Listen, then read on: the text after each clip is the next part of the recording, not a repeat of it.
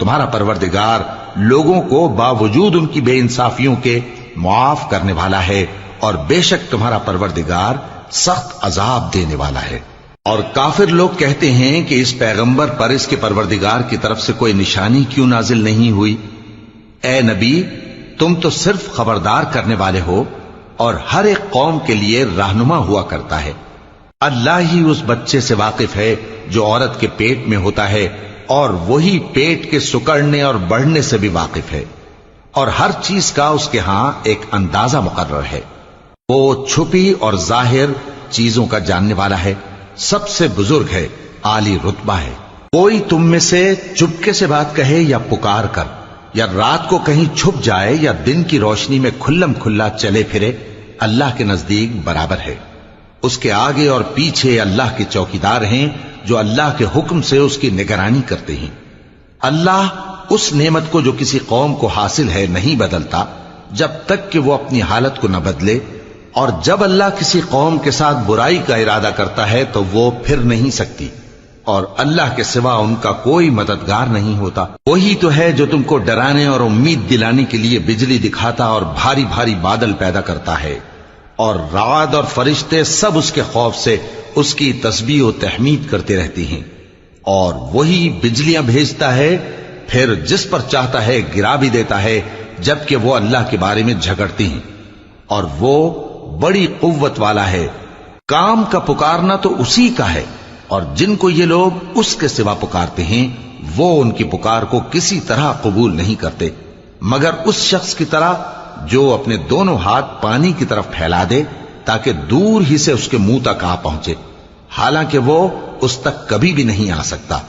اور اسی طرح کافروں کی پکار بیکار ہے۔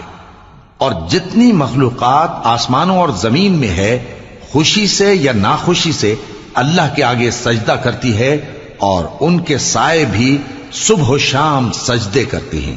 ان سے پوچھو کہ آسمانوں اور زمین کا پروردگار کون ہے؟ تم ہی کہہ دو کہ اللہ۔ ان سے کہو کہ کیا تم نے اللہ کو چھوڑ کر ایسے لوگوں کو کارساز بنایا ہے جو خود اپنے نفع و نقصان کا بھی اختیار نہیں رکھتے؟ کہو کیا اندھا اور آنکھوں والا برابر ہیں، یا اندھیرا اور اجالا برابر ہو سکتا ہے؟ بھلا ان لوگوں نے جن کو اللہ کا شریک مقرر کیا ہے، کیا انہوں نے اللہ کسی مخلوقات پیدا کی ہے جس کے سبب ان کے لیے مخلوقات مشتبہ ہو گئی ہے؟ کہہ دو کہ اللہ ہی ہر چیز کا پیدا کرنے والا ہے، اور وہ یکتا ہے، بڑا زبردست ہے۔ اسی نے آسمان سے مے برسایا، پھر اس سے اپنے اپنے اندازے کے مطابق نالے بہہ نکلے، پھر پانی پر پھولا ہوا جھاگ آ گیا۔ اور جس چیز کو زیور یا کوئی اور سامان بنانے کے لیے آگ میں تپاتے ہیں اس میں بھی ایسا ہی جھاگ ہوتا ہے۔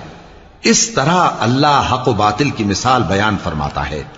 سو جھاگ تو سوکھ کر زائل ہو جاتا ہے، اور پانی جو لوگوں کو فائدہ پہنچاتا ہے وہ زمین میں ٹھہرا رہتا ہے۔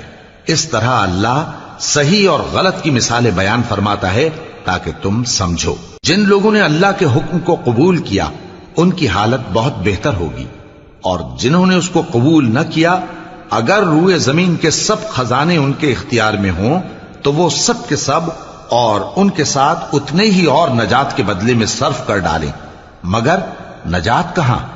ایسے لوگوں کا حساب بھی برا ہوگا، اور ان کا ٹھکانہ بھی دوزخ ہے، اور وہ بری جگہ ہے۔ بھلا جو شخص یہ جانتا ہے کہ جو کچھ تمہارے پروردگار کی طرف سے تم پر نازل ہوا ہے حق ہے، وہ اس شخص کی طرح ہے جو اندھا ہے؟ اور سمجھتے تو وہی ہیں جو عقل مند ہیں، جو اللہ کے عہد کو پورا کرتے ہیں اور قول و قرار کو نہیں توڑتے، اور جن رشتوں کے جوڑے رکھنے کا اللہ نے حکم دیا ان کو جوڑے رکھتے، اور اپنے پروردگار سے ڈرتے رہتے اور برے حساب سے خوف رکھتے ہیں۔ اور جو اپنے پروردگار کی خوشنودی حاصل کرنے کے لیے مصائب پر صبر کرتے ہیں اور نماز پڑھتے ہیں، اور جو مال ہم نے ان کو دیا ہے اس میں سے پوشیدہ اور ظاہر خرچ کرتے ہیں، اور نیکی سے برائی کو دور کرتے ہیں، یہی لوگ ہیں جن کے لیے عاقبت کا گھر ہے، یعنی ہمیشہ رہنے کے باغات جن میں وہ داخل ہوں گے، اور ان کے باپ دادوں اور بیویوں اور اولاد میں سے جو نیکوکار ہوں گے وہ بھی بہشت میں جائیں گے، اور فرشتے بہشت کے ہر ایک دروازے سے ان کے پاس آئیں گے اور کہیں گے